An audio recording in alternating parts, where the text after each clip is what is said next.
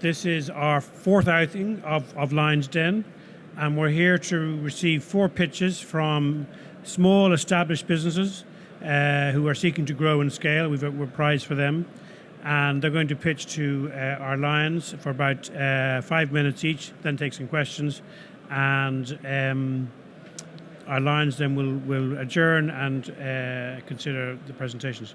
So this year we have 4 Lions. We have some have returned, some new ones. So I'll ask to the stage, no particular order, Alison Cowsier from East Coast Bakehouse, an all-round food entrepreneur. Up you come, Alison, thank you. Colm O'Sullivan. Colm is in the house. Colm from a marketeer who ended up in a food factory from Scully and Sully. Up you come. Brian Lee, from founder of Freshly Chopped.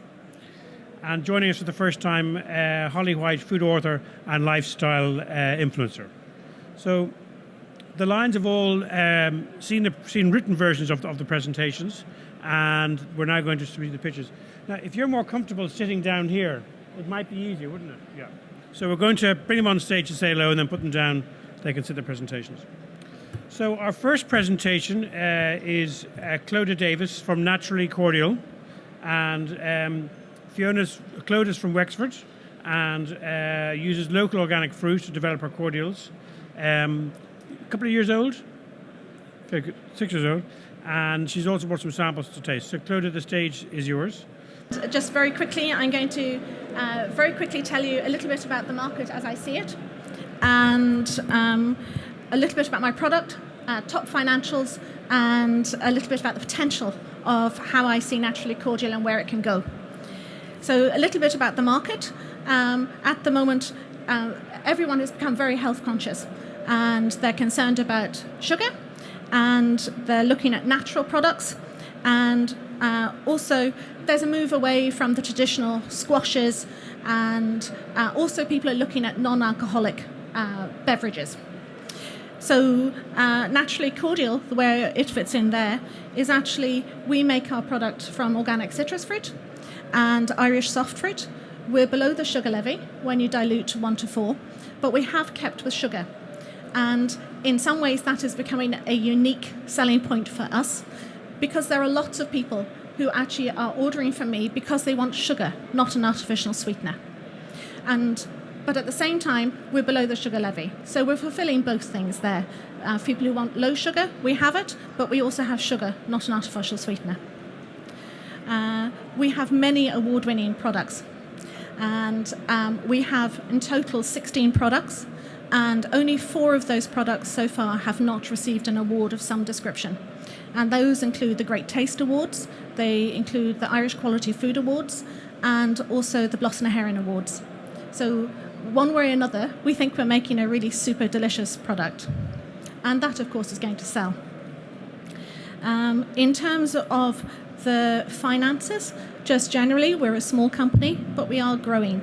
Up until last year, when the sugar levy was introduced and caused quite a few problems for us just in terms of the speed that it was introduced and having to relabel everything. Up until last year, we were growing at an average of 30 to 50% per year, our turnover. This year, I'm pleased to say that we are now back on track, having taken quite a hit last year. Last year was the first year we didn't increase our sales, and this year we're back on track, and we should be hitting somewhere between 130 to 150,000 turnover, and our gross profit is about 46%. We're still looking for the big thing in our business is we're still small, but with scalability, our profit margins are going to improve dramatically. In terms of where do I see the potential, I don't know if you know already, my product, this is my Naturally Cordial brand, and we sell that within SuperValu and also quality food stores, such as Avoca, the top premium ones, and also online. This is the product I make for Simply Better for Dunnes stores. I have 4 flavours going into Dunnes stores, and at the moment they're probably the biggest part of my business. And finally, this year we worked with Grow with Aldi, and we produced the 3 33 ml bottle of cordial, 4 flavours, and as a special buy. And it looks like we might have more business there as well. So this worked really well, and I certainly see that sales, and particularly exports, are going to really like this size bottle. The price point is very attractive at $3.50, including the VAT. Also, we have exports. So we're looking, we are getting more and more. We have an online business, and more of our sales are coming from people from Germany, from the UK, and who are looking for a product that is natural, that has sugar, but tastes great as well. That is actually my presentation. What questions would you like?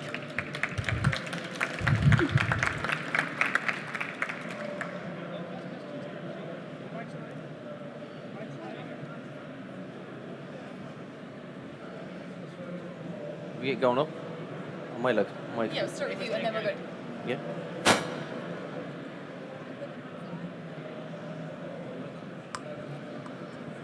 How you doing? Hi. It's a lovely product. Just with a very crowded industry, the drinks industry, how do you plan on increasing awareness of your product and its USP? Doing some things like this, and with the media. We have a website. I employ someone who does media and PR for me, and so there's a fair amount. We have sort of 3 angles. One of them is sort of the shows and the in-store tastings and being out front and telling people about it myself.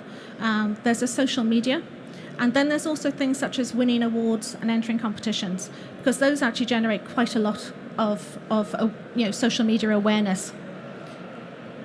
Clodagh, can I ask you about how you're producing the product? Are you making it yourself? Are you outsourcing? How does that all work? I'm still making it myself, and I can tell you that when 500 kilos of oranges arrive in, it's quite daunting, because we actually still hand zest and we hand juice. So it's a lot of work. But we're still zesting, because actually we think that really gives that special USP. At the moment, I'm in the middle of moving out into a bigger commercial kitchen, and along with that, then we'll be able to produce even greater quantities. So do you see your margins going up from your current 46%, I think, which is reasonably healthy already, but you see that moving with larger scale? I would think so, because we'll be able to produce more, and we've already introduced an awful lot of efficiencies within the process that we've been doing. But I would hope that we would eventually do more of our own bottling, even on the smaller scale, and all of that is going to increase the efficiencies. Hi. Hi, Holly. Congratulations on Thank everything. you. This is wonderful. I have 2 questions for you, and one is how many servings are per bottle? It really depends on how strong or how weak you like it. Okay. But typically, in terms of being below the sugar levy, we recommend 1 part cordial, 5 parts water. Mm-hmm. So a bottle of the 50 cl should give you 10 glasses. Okay. And in Depends terms on the of glass. diversifying the use of the product, obviously you can use it just typically in water, possibly cocktails. Have you used it in any other recipes, or can it be used in baking, or are there any other uses for the product? There are lots of uses. Okay. Obviously, we have the mocktails and cocktails, and they're probably a huge growth of the business, particularly mocktails, as people try to move away from alcohol to a more alternative and sophisticated adult drink. And then also, I have to tell you that this on ice cream is absolutely delicious. Blackcurrant ripple. And Neva Maguire has made a really nice mousse using the raspberry and rhubarb cordial. So there are other alternatives. To be honest, I think the market's huge just as a drink and a mocktail cocktail. And sorry, last question. Yep. What's the shelf life on the bottle? 14 months. Okay, perfect. From opening or from producing? No, from producing. Once Okay. you open it, if you keep it in the fridge, you should get a good month from it. Okay. That's if you don't drink it before then. Very good. Congratulations. Thank you. Really brilliant. My question is around the brand. Yes. So what you're talking about is really cool. I mean, you've got organic fruit that you're using. It's made in Wexford, and I see Duns are using the whole Wexford thing. Yes. And it's hand done, and all these wonderful things you're talking about, but they're not on the label up there. And I'm just wondering, so that's one question. And the other question is naturally cordial. as a brand, it's kind of nearly it's cordial as a category. So I'm just kind of wondering about where did the brand come from, and are you wedded to it, and just what are your thoughts around that? Yeah. First of all, just dealing with the organic. We use organic citrus fruit. So not all our ingredients are organic. We use Irish soft fruit. And therefore we are approved by the Irish Organic Association to put organic citrus fruit on the back of our label. And that's why you don't see it on the front, because the whole product is not organic. Whereas on the back you'll see that we have the approval for the organic citrus fruit. In terms of the brand, Naturally Cordial, actually I think that's quite strong because it's a cordial and it suggests that it's made from natural products, which it is. Okay. Our tagline, of course, is making the world more cordial. Yeah. As my grandmother would said, little amuses the simple. Yeah. It amuses me. Yeah. You know, and I quite like that idea that you're sharing something with friends. It's natural. It's promoting something that's healthy and cordial. If your water was organic, could the whole thing be organic? Sorry, Ivan? If your water was organic? The water wouldn't matter so much, and you can't actually certify water as organic. Can you not? Right, because okay. you can never say what's come into the water prior to you using it from the water table. Yeah. If we were using organic sugar and organic soft fruit, then the whole product could be organic. Yeah. Okay. Very It good. is quite hard to get organic raspberries in Ireland. I'd like to invite Craig Grattan to the stage. And Craig his company is a sweet potato pizza company. And he's going to share some samples as well, I believe. So, hi everybody, my name is Craig Grattan and I'm the founder of the Sweet Potato Pizza Company. Our mission here at the Sweet Potato Pizza Company is to become a stable presence in the frozen sector by creating a more nutritional, healthier, guilt-free pizza experience. So the pizza experience is probably the most important part of that kind of mission statement. The 4 pizzas, which you can see on front of you, you have the chorizo, the feta cheese and the spinach, which is my personal favourite. You have a parma ham and mushroom, sun-dried tomato, red onion and spinach, and then you have our new product, which is the margarita. So it's been a bit of I wouldn't call it a blur, but everything has happened so quick since this time last year. The product was first made, I first made the sweet potato pizza back in 2016, I think it was, for me and my girlfriend. And after doing a good bit of research, I basically found that no one was making this from a retail point of view. So I saw a bit of a gap in the market. So the best way to do things, as I was told, was I brought it to a farmer's market back in last July to get the feedback of customers. 2 of the pizzas have changed since. I think I originally had like a chicken and sun-dried tomato, which people didn't like.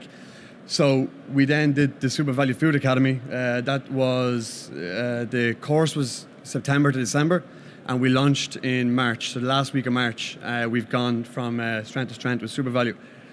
Dublin Meat Company then was one of the companies that I had high on my list in my very first business plan. They were the ones that I wanted to be in with because they were the ones I saw as my biggest kind of clientele.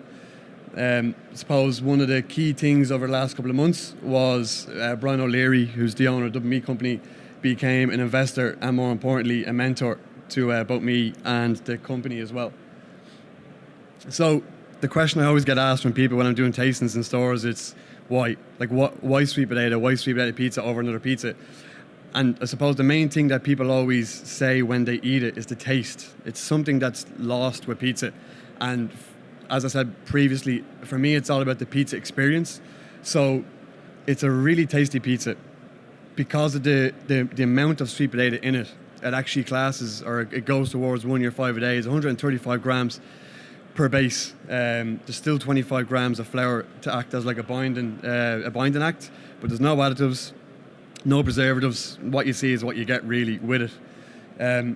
Sweet potato is the second lowest food on the GI index. So you have all that kind of slow releasing carbs. You don't get that kind of gut feeling when you eat this pizza, which is obviously people, when they think of pizza, they think it as a guilt on a Friday night kind of thing, a couple of beers, and you kind of know what you're going to expect. Whereas with this, you don't get that feeling with it.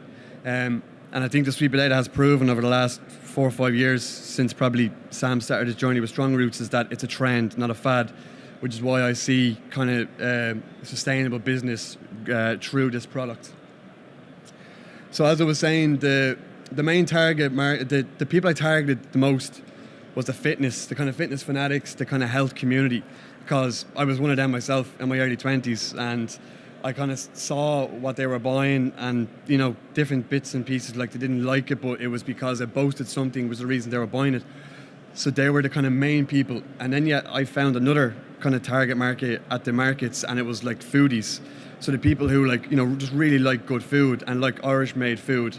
And the third one is, it kind of mixes with all of them, but it's the on-the-go lifestyle, which is huge over the last number of years. And I see it at my tastings with people, like probably some of them don't even look at you. They just want to get in, they want to pick up something and cook it as quick as they can and eat it as quick as they can.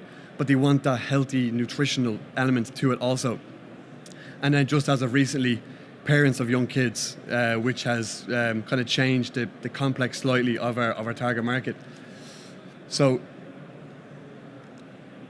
I did have this in like a big curry board, but I left it at home, so I do apologise. But this was how we set out about our marketing. So a lot of it is social media, because the age we live in now, it's all about social media. The kids are all on social media. So we have like Instagram will be more aimed towards maybe like the kind of younger generation, whereas the Facebook you might get a lot of the kind of elder generation on. So we do kind of come at it from a dual kind of way. A lot of our stuff is obviously our own pictures and our own content, but also a lot of our stuff is people sharing their experiences, which, as I said, you'll hear me say it time and time again, it's all about the pizza experience. Once they're having good experiences, well then I'm happy, because it means that what we're making is a good product. We haven't done much in the PR kind of collaboration as of yet. We have had one influencer who went and bought my products, and like there was people adding us on Instagram, there's people coming up to me on tasting saying, we saw this on his Instagram, we want to buy it. So that really clicked in my mind as like, this is where we are in terms of like the age of social media. And then, I mean, I do tastings every Thursday, Friday in likes of supervise and Dublin meat companies, but I'm really going to start doing more tastings in the likes of gyms and stuff now as well, to really get to the target. I was at an event last night for Anytime Fitness, and it just blew me away with the feedback I was getting from people, which is like the most important thing, but the actual community itself really, really blew me away. And then I have Wellfest earmarked. I've already been kind of confirmed as I will be there next year, because 1 minute. So our pizza costs $2.30 to make. The retailers are purchasing it for $4.20, so they get 30% of a markup.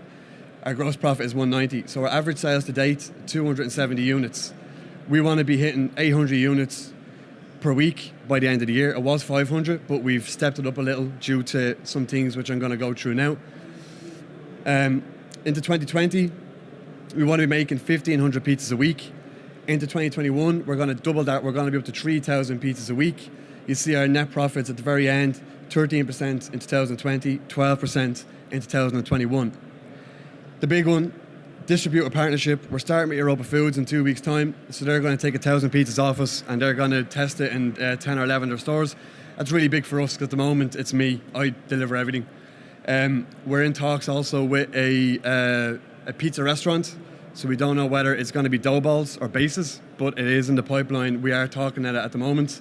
And the next year, we want to be Dublin-wide first, I guess. No point thinking the nationwide until you kind of conquer Dublin. It's so big. The end of 2020, we do want to be supervised nationwide. I'm working at the moment with a lab in Sligo on a vegan and a gluten-free product. So that's the kind of focus towards the kind of start to middle of next year. And I suppose, like, looking into the distance, 2021, we would like to be exporting this product out of Ireland to the UK, our closest neighbours. I fully believe that this product has what it takes to be exported. It's a novel product. People are enjoying it. And as I said, it's just creating a better pizza experience than what's out there at the moment. So that's my product. There's some pizzas going around if you want to. There's plenty to try. So thanks very much for your time, and yeah, appreciate it. 2 questions. Yep. First question is, and I'd have no problems paying the €6 for it, but I'm just interested to know how difficult is it to get people to trade up? I know that they're not buying a Goodfellas pizza, but say a Goodfellas pizza is like £3 or something, is it? I don't know how much a Goodfellas pizza is. Yeah, like they could. It depends if they're on sale, they're even cheaping again. Like Okay. that's what I found during the summer. It was hard. And how do you how are you finding that trading up? And the second question then is around getting the space in store. Yeah. Because I mean they're a big footprint in Yeah, a freezer, and there are some big companies in there who mind their space very carefully. Of course, yeah. The first question. What was the first question again? Sorry. About the pricing. So Yes, people trading up pricing. from So, 3 to 6. Like double meat company, no problem, because the people understand the product, they understand what's in it, and they understand the benefits they're getting. So it's a different gig when you're going into the likes of Super Value, where you kind of quickly find out, people like it, and then they find out the price, and then they go, oof, Now a lot of them will try it, and they will buy it once or twice. I had to get myself into the mind frame of not everybody's going to buy this, and at the start I was like it was kind of not irritating, but like it's your own product, and you're like, why aren't people buying this? Double meat company, I mean, they buy them in twos and threes. Like there's no problem with it. Retail space, I had a couple of situations during the summer where like managers told me that other retailers went in and gave them free products just to take like freezer space away from me.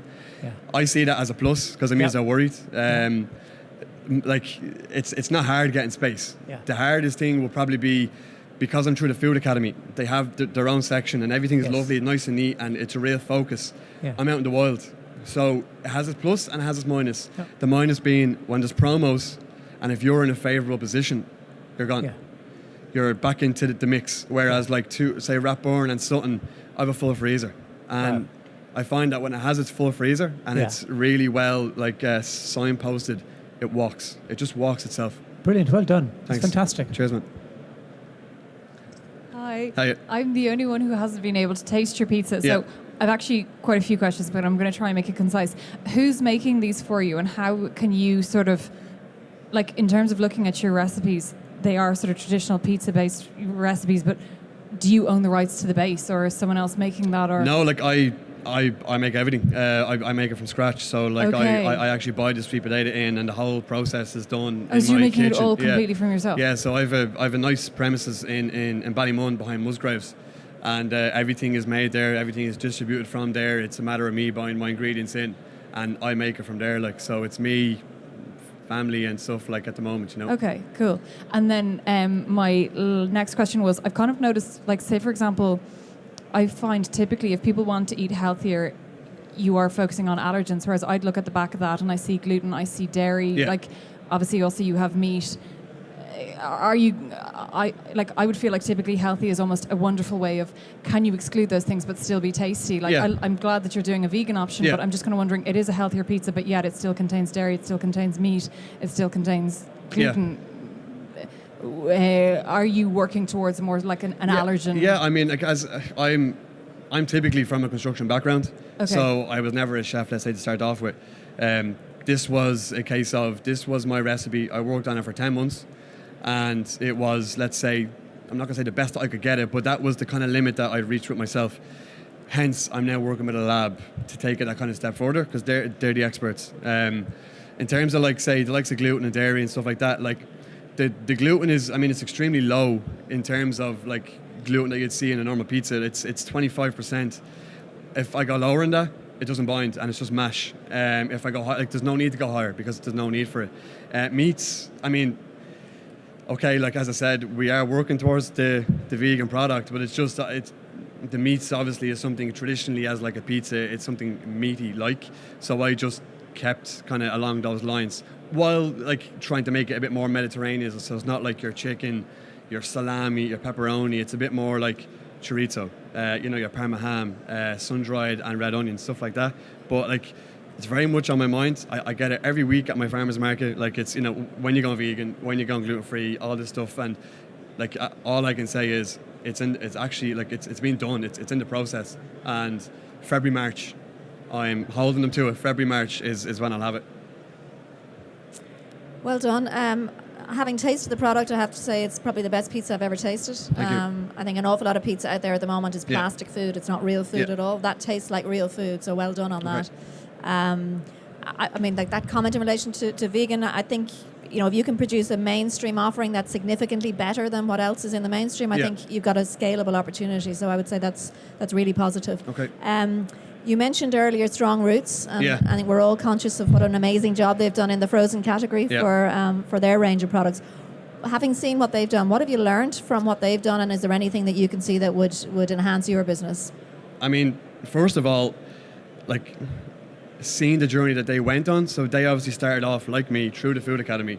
Like, he's been helping me as well along the way. He's been giving me loads of advice. Don't give them your recipes, okay? Oh God, no. I had a funny story, but I'll leave it. It's, for me, I don't think the country's probably doing enough to showcase exactly what this company is doing in terms of how far they've gone. Huge learnings in terms of the route that they maybe had taken. For example, as I said, like, they've got into a stage now where they have their own freezers in stores. Now, I know that's probably done at like a higher level nationwide, but there's no reason why these couldn't have their own freezers in stores. Obviously going into the UK and stuff, and then I think maybe America's a bit too far afield, but definitely have a lot of learnings from their structure and how they went about their business. Craig, I have to say, an absolutely amazing job. You're a one-man band. You've done everything yourself from start to finish. I love the brand. I'm always looking out for the brands, and the brand is really on point at the moment. When people think of pizzas, they think of margaritas and pepperonis. I see now you're launching the margarita. Is there a reason why you didn't launch the margarita and the pepperoni from the start, or why are you now launching it after the first three? What research have you done to find that out? Yeah, I mean, like, I suppose I got very tunnel visions in the whole kind of Mediterranean toppings. You kind of just, because the funny thing is that I was actually doing margaritas at the market, but as I said, I was like 3 pizzas, 3 toppings, that's what we're going to run with. And then what we found was parents were picking up the pizza, they were peeling off the toppings, and they were giving it to their children, and they were milling it, like, no questions. I even done a couple of tests, like, kids would come up to me at the market, and if I said, oh, it's sweet potato pizza, they'd run a mile. And then if I said nothing and just said it was pizza, they'd scoff it. Like, we really found, okay, this is probably a market that we didn't really get into, and we should have got into. So that's why we launched it then. One more. You're doing all the production yourself at the moment, and you're talking about expanding and up and eventually into the UK. How are you going to manage that production line? As you're a one-man band at the moment, have you thought about how you're going to keep the quality control? Are you going to look at outsourcing? What way is that going to look for you? Yeah, we're working closely at the moment with local enterprise office. So we're looking at the likes of grants to get people involved with us. I'm also in talks with people in the social welfare about Jobs Plus and Back to Work schemes. So that'll take us to, let's say, the next level in terms of like the 800 mark. I did try to get it outsourced at the start, and it was a case of I was a guy with an idea, so no one wanted to borrow me. So I'd say when it gets past, we can make 2,000 pizzas a week, like, that's no problem. When it gets more towards the 3,000, it probably will be a thing. I'll be in a better position to be approaching pizza manufacturers to ask them, will they make this? The only problem I have is I have approached one person and he told me that he can't make it. It's too unique and there's too much vegetable involved. So it's nearly going to be more in my control. I'm going to have more control over it and more control in the quality aspect of it, which I want to achieve, like, throughout. I don't want to hand it to somebody and then them start like changing things and taking vegetables out of it. That's important to keep control as you expand. Okay. Well done. Thank you.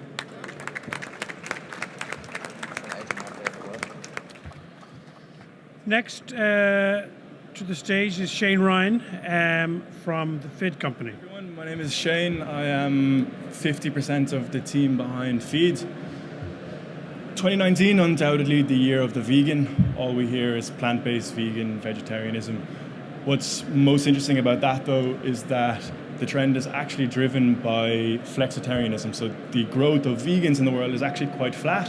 What's really driving this vegan trend is people who are actively reducing their meat intake instead of eliminating it. What's also really interesting about what I have on the board there is that 25% of UK millennials spend less than 15 minutes cooking every single day. So what the hell are they eating? They're eating a hell of a lot of convenience meals, and that's where we come in. So what we do is we bring together nature's best vegetables, beans, legumes, and spices. We craft them into truly crave-worthy plant-based meals, and we serve them in this single, most convenient format possible. So they're made using over 50% vegetables, which delivers a whopping 3 of your 5 a day. They're high in protein and fiber, and they're made with all real food, no additives or preservatives. Ready to cook, ready to eat after just 2 minutes in the microwave. So this is real food, real fast. What really sets us apart from our competition, though, is the fact that we have a 12-month shelf life and it sits in an ambient bay.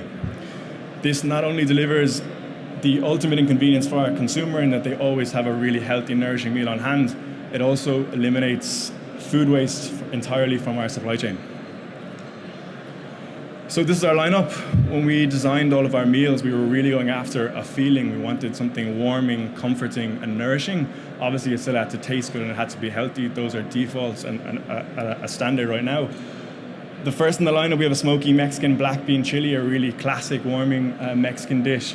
We've got an Italian sun-dried tomato and lentil ragu, a play on a plant-based bolognese dish. And then we've got a hearty Moroccan chickpea tagine, a really, really comforting, warming classic.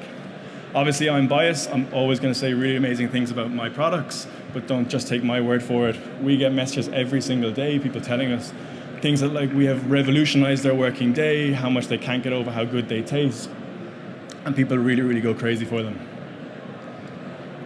So how are they eating them? We designed them as a really good, solid lunch item. So you bring it to work with you, you keep it in your desk drawer, you pop it in the microwave for 2 minutes, and you've got a full balanced meal ready to go. Also, we're all familiar with the situation where you come home from work really late, you're wrecked, you have nothing prepared, you have nothing in the fridge. Feed is a really good pantry staple. You pull it out of the cupboard, you pop it in the microwave again, and you've got a really good balanced meal, much better than the other option, which is more often than not a packet of biscuits. And then also we're seeing a lot of people incorporating feed into their meal prep, so using it as a sauce or using it as an element of a bigger meal as well. So taking a bigger look at the plant-based food market in the UK, it's now worth 740 million euro. In the next 4 years, that's actually going to grow by 44%. So there's so much happening in this space right now. What's really interesting is that actually 73% of all plant-based food is bought by non-vegetarians, and that's the person who we speak to. It's the person who's reducing their meat intake instead of eliminating it altogether. And that customer, their basket spend is actually 4 times more than that of the average consumer. We designed Feed from the outset as an international brand. We've targeted a number of different key markets in Europe. Ireland, the UK, Scandinavia, the Netherlands, and Germany. The growth rates are the small black circles there. Obviously, they are quite small, not very, very exciting. We're under no illusions that all of the innovation right now in plant-based food is happening in the chilled space. There's lots going on. All of the multiples have their own plant-based meal ranges right now. And this is where we naturally sit. So we are an ambient product. Our category is the ambient meal section, which is characterized by legacy brands, not a lot of innovation, and really not meeting the needs of a more discerning, modern millennial consumer. So if that doesn't light your world on fire, I'd just like you to think back 3 years ago. I know Craig referenced Strong Roots already, but I'm going to do it again. They're one of the biggest success stories right now in food and a brand that we really admire. 5 years ago, frozen was a dead category, not a lot going on, not a lot of innovation, no real interesting NPD. Enter the challenger brands like Strong Roots within the first year, 15% household penetration in Ireland, contributing 67% growth within the oven chips category, and now they're in almost 4,000 stores across the world. Ambient is the next frozen, and Feed will be the next Strong Roots. So in terms of our traction, we launched 7 months ago. We launched just in January. In that period, we've sold over 100,000 meals. We're now in just over 250 stores, and our average rate of sale across our full listings is 9. That's per SKU. We're listed with SuperValu and Tesco and Spar in Ireland. In the UK, we're with Ocado, and we're on Amazon as well. Ocado is our fastest growing channel. We sold 750 units last month in the middle of summer. And it's really, really, really exciting. So really what's underpinning our business, we're a fully outsourced model. We outsource to a producer in the Netherlands. They produce over 53 million units a year. We chose them because they'll help us scale very, very fast. We work with a number of different distributors. We RRP at $3.99. Our margins are between 35% and 53% depending on the channel. And we also sell online as well as retail.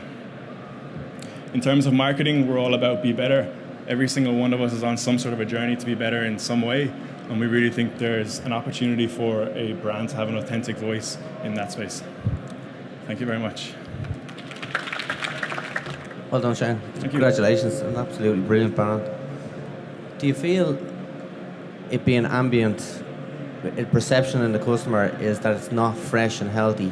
Is that a challenge that you'd have to overcome, and if so, how do you tackle that? Yeah, it is a challenge. I suppose we couldn't have launched in Ambient. I didn't mention in the presentation, but we actually merchandise right now in chilled. So in Super Value, in Tesco, in Spar, we're actually in the chiller with the rest of our ready meal competitors in the fresh space. We're unashamedly an ambient brand. We chose chill because that's where our customer goes. When you walk into a shop, if you're hungry, you're going to gravitate towards the chiller as opposed to the ambient meal section. There is a little bit of a quality perception, but when we explain why we're ambient, the fact that we're eliminating food waste and the impact that food waste has on the environment, and there's a big sustainability point around it, people get it.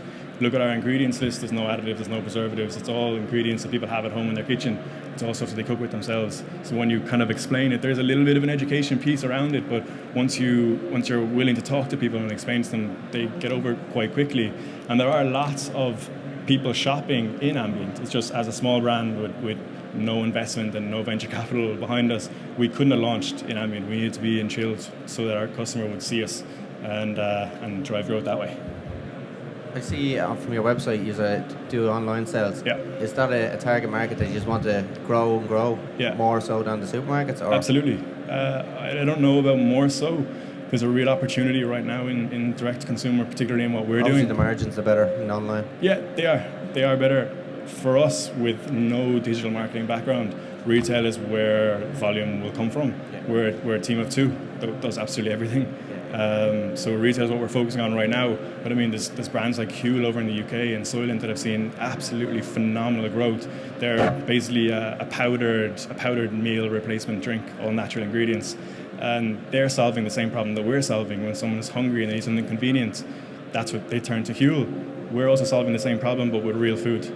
So that's the opportunity for us as well, that we will focus on over the next 18 months to 2 years, but right now we have to just establish it in retail. Last question. Just is there plans to extend the range? You've 3 at the moment, so I'm sure you're working on new innovation. Yeah, we have 3 we're working on right now. I had 7 curries for my breakfast this morning at 8:30. We have a korma, a tikka masala, and a Thai red curry. So all of our SKUs we chose because they're the most popular SKUs in UK retail. So we really need to have products that people recognize because we're a new brand. So this is what it should taste like. They're kind of comfortable trying it rather than going with something a little bit left of center, which would maybe be my preference. So. Very good. Well done. Thanks. Well done. Great product, Brian. You've just asked everybody else's questions. So, just a question, I suppose, really about the proposition. Is it about convenience? Is that the kernel of it? Is that the essence of it? 100%. We sell convenience. Yeah. Okay. And you mentioned millenniums as your bullseye consumer, but I mean, I see that stretching further across demographic out of millennials. I mean, absolutely. Do you have in place plans to address a wider market than simply millennials? Yeah, so I suppose from a brand perspective, I personally think that you need to speak to one consumer archetype. We have customers that are in their 70s and 80s who need a single serve meal that doesn't have to be cooked, that doesn't need to be kept in the fridge. We have customers who are in college, who are away at school. We have people who just have new babies and they only have one hand to eat, so feed is really, really handy for them. But I think in terms of a branding message and speaking to one customer, I think that's really, really important. Otherwise, you're going to dilute it and no one knows who you are or what you are. So we speak to the millennial, but we don't not speak to anybody else, if that makes sense. Okay. Thank you. Hi, Shane. Hey. I have 2 questions. One, on the back of the packets, you mentioned charitable donations. I'm just wondering how, just to ensure obviously that there's no greenwashing or anything like that, how transparent are you about that? Very transparent. Actually, I forgot to say it. So every time you buy one of our products, we donate a meal to a child in the developing world through a charity partner called Mary's Meals. What we do is, for every product that we sell, we donate the cost of a meal to the charity and then they pass that on. So the cost of the meal is 7 cents. We donate 8.5 cents in order to cover the administration charges. So actually what we donate is the cost of a full meal. Okay. We used to lead with the social elements as our main message. I went into Dragon's Den at one point with a former brand and it didn't land. And I think what we need to sell is really, really good food. Nobody buys a ready meal for a charity element. People buy it because it's convenient and it's delicious and it does what you want it to do. But what's going to set us apart from our competitors and make people choose our product over something that's sitting beside it on the shelf are these other intrinsic elements like the charity donation. Okay, and then second question, you really inspired when you spoke about the fact that it was thought that the freezer was dead area. The only thing I can pick on is the packaging, and I'm just wondering, but obviously that's an issue for everyone, but I'm wondering, do you think, because to me this is sort of like glamorous tinned beans, is the tinned area the next? Break my heart. No, super glam, like amazing, but convenient as well. But do you think maybe tin could be an area that maybe now is looked at as dowdy, but could actually be a problem-solving situation for a lot of people? And would that be something that you might do? Because to me, then you have a complete win-win situation. You have a vegan, convenient product you're donating to a charity, and also you have an easily recyclable package. Yeah, potentially. Okay. I think it will take a leap for someone to go into work with a can. Yeah. I think that's perhaps a bit of a stretch. Yeah. In our initial, we did a lot of consumer panels with Borbia before we launched, and there was a lot of pushback on the pouch. People likens the pouch to cat food. Now, we got over that because we created a really beautiful pouch. I do think a can is a bit of a stretch. Like, listen, we stalled this project for 3 months before we started because I was losing sleep over the fact that the pouch could not be recyclable. So we're actually working on a bring back scheme at the moment where those pouches, we'll take them back and they'll be used in like roads and things like that. That's a longer term project, probably take us about 1.5 years. It's kind of expensive, but it's very, very front of mind. And I think when people talk about sustainability to us, we talk about all the benefits of the pouch. The fact that we're eliminating food waste, like 30% of all the food that's produced goes to waste. So that's not just the food, that's also the packaging, that's also the water, all the fuel that's used to transport that all goes to landfill. So there's also lots of benefits. I don't think sustainability is black and white.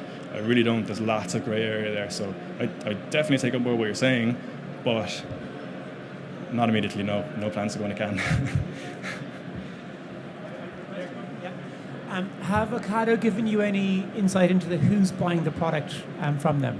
Who are they? No, so we go into Ocado through an accelerator called Grocery Accelerator. Okay. So we don't actually have any direct contacts with our buyer. Okay. We just get sales reports. We don't have enough money to buy the reports yet. Okay. But Just be interested to know who's buying it over there. Yeah. Other question is, do you have flexibility with your manufacturer to do bespoke recipes?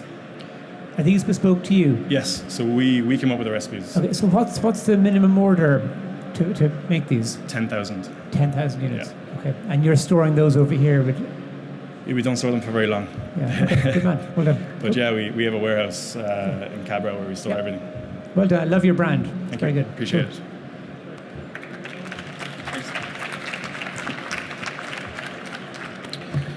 Okay, our last victim for the lines is Evelyn Garland from Simply Fit Food.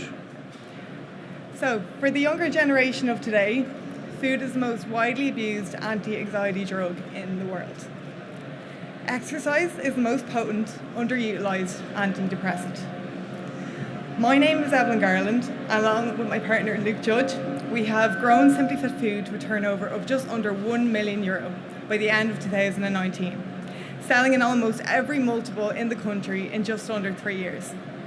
We have grown in an incredibly competitive marketplace while retaining 100% ownership of our business.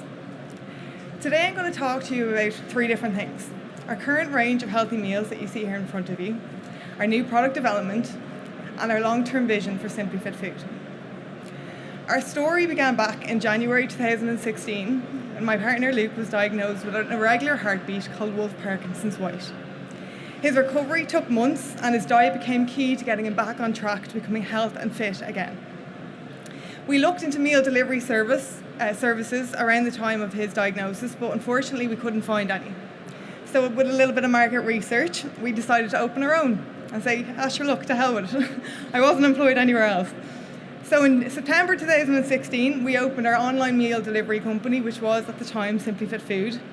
And we continue that model, cooking 7 days a week in a kitchen, employing nearly 10 staff for 2 years. We have since progressed our business model into retail, and that is now where our focus lies. We now outsource to one of the biggest private label fresh food companies in Ireland, who have an absolutely incredible distribution platform. It has allowed us to scale and grow our business. It has allowed us to focus not only on that, but also on the sales and marketing end of things. Our current listings include Lidl, Applegreen, Dunnes Stores, SuperValu, Centra, Joyce's, and 2 other major listings beginning in the next 2 weeks. Along with this, we will be starting within the corporate space and the food service from the end of 2019. We're helping provide healthy, nutritious meal solutions to time-poor customers. Our meal flavours include our Thai curry, our arrabbiata, our Asian chicken stir-fry, and our Cajun chicken sweet potato mash. For those of you in the audience who are vegetarian and vegan, we will also be bringing out a vegan line of these meals within the next 3 to 6 months. We are happy to say that when we first launched the bowls, they were not recyclable. However, now our products are fully recyclable, and we are yet to make this change on the front of pack. The type of customer we are targeting is the time-poor, health-conscious millennial and the young working parent, aged between 25 to 40. We have sold just over 120,000 units since January, with performance and feedback within the marketplace absolutely phenomenal. One retailer in particular commenting that we are the first company of its kind to break the €6 price point on a ready meal within the retail space. We are also one of the first companies to attract a new shopper down a new aisle within the ready meal space. We have a sell-through rate on average of just over 13,000 units per month, and we believe we have a big opportunity to help the younger generation in a much more meaningful way. As a young person myself, I feel like we are living our best lives, surrounded by everything we could literally ever want. Yet depression and anxiety are the leading causes of unhappiness in my generation. And these are the contributing factors. Number 1, and most importantly, is fast food being readily available. We are changing this by offering healthy, on-the-go, convenient choices. 2 is social media, or more importantly, how we use social media. As a society, we use this platform to only showcase the best versions of ourselves. We believe that we're going to challenge this perception across our 25,000 and growing social media followers by providing customers with real and honest content. 2 is MPD. We are extremely excited to say that we will be entering the UK market with our ready meal range from early 2020. We are currently working with one of the biggest private label meal manufacturers in the UK to produce our meal range for a number of major UK multiples. This will give us access to both distribution and retail contacts within the UK. Secondly, I'm thrilled to announce that we are releasing a new line of products which is called our Power Bowls, and this will be available in the next 4 weeks within the food service and retail channels. Our Power Bowls are a fresh, one-stop shop meal solution. They're plant-based. There's 3 different flavours, including our lentil dal, our 3-bean chili, and our Thai veg. We plan to either export these or manufacture these in the UK, however that is Brexit dependent. And we are also the first fit food meal solution of its kind within this space, and it's roughly retailing at a price of $3.99 and a 450 gram portion size. We had decided to go down the pouch route as we feel that there's less packaging than a traditional soup tub. Finally, 3 is our long-term vision here at Simply Fit Food. Our vision is to be the #1 health brand for our younger generation. We want to have an impact on every single aspect of people's lives, and that is throughout the retail categories. By the end of 2019, we will be in every major retailer in the country. In recent news, and I'm delighted to say that we have recently contracted to have our meals manufactured and distributed across the UAE in mid-2020. As previously mentioned, we will also be launching in the UK from early 2020, so we will be extremely busy next year. We now know where our global opportunities lie. We want Simply Fit Food to be the go-to health brand, and we plan on further targeting other countries within the EU in the coming year, along with other corporate spaces and food services in both countries. 3 years ago, I never would have dreamed we would have gotten here so quickly. However, I did think that we would get here at some stage. We have achieved a huge amount in such a short space of time. Imagine what the UK market holds for our business, but more importantly for our customers. We are an unrecognisable brand from even just 9 months ago when we launched into retail. Imagine where we will be in 3 or even 10 years' time. We have the right products that can be sold, packaged and distributed with 0.5% waste, both nationally and internationally. Help us launch into the next stage of our growth to the recognition that a space at the UK Expo will bring to our brand. Thank you. So just kind of understand, so these are your main products at the moment, Yes. and you're about to launch the Power Bowls. Yes, so they've been on the market since January. And are the Power Bowls, are they chilled? They are. You said they are. 26-day shelf life. And the shelf life on these guys? 10. Okay. And is Power Bowls you're going to go into the UK with? Brexit depending. We Yeah. have a manufacturer over there that can do it, but if we choose to export it, we have that option too. Okay, very good. No, I think it's fantastic. I'd be interested to see those. Well done. Just to say huge congratulations Thank as you. well. How many staff in total are you? 2. Just 2. Okay, sorry, you mentioned a team. Luke. Okay, just the 2 of you. And do you see over the next coming years what will be most needed, basically, in terms of supporting you growing abroad? Obviously, you know, especially if you're going into the Arab, marketing. What do you think are going to be the key things? You have the product, you're happy with that. What's going to be? Sales, marketing, MPD. We don't really have an excuse to say we're busy with production because that's all taken care of. From a distribution point of view as well, that's looked after by the companies that we outsource to. So if we plan on, which we will plan on, targeting certain countries, obviously those marketing strategies need to be adjusted to those countries, and that's something that we plan on taking people on for.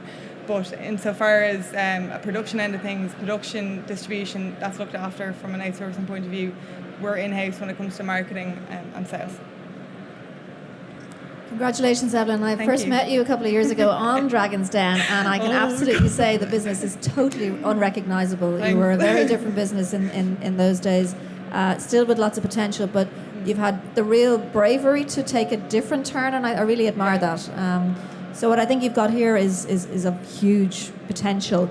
I suppose the question really following on from Holly's question, to me, NPD and brand development is really where it's at. Mm-hmm. You also mentioned that you're still 100% owners of the company. So I suppose it sounds like a Dragon's question, but ultimately investment really and serious investment to build a brand from now on is what you need. Are you looking for investors to chip into that, or how are you going to fund it? Yeah, so we actually, since we've met 2.5 years ago, we've had a number of investment proposals and we've turned down every single one.